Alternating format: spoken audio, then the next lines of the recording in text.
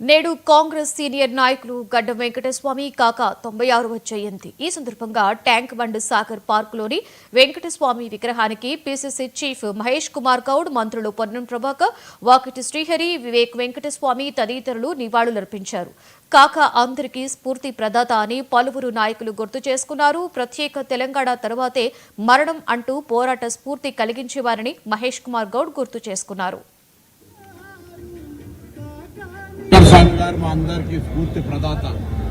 తెలంగాణ ఉద్యమంలో వివేకానంద నేను కలిసి యువ రచన చేసే సందర్భంగా అనేక సలహా సూచనలు ఇచ్చి తెలంగాణ చూశాకనే నా మరణం అని చెప్పి వీక్షించుకొని పోరాటం చేసే స్ఫూర్తి కలిగించినటువంటి కాకా గారు నిరాడంబరతకు పేదల పట్ల ఉండేటువంటి వారి కన్సర్న్ను ఈనాటి రాజకీయ నాయకులందరూ కూడా నేర్చుకోవాల్సిన అవసరం ఉంది. ఈ తరానికి వారికి సందర్భంగా నివాళులర్పిస్తూ కాకా ఒక ఐకాన్, ఒక చరిత్రలో రాజకీయాల లోపల క్షేత్ర స్థాయి నుంచి అంత స్థాయికి ఎదగొచ్చు అనే దానికి నిలువురత్నం నిదర్శనం కాకా జీవితం.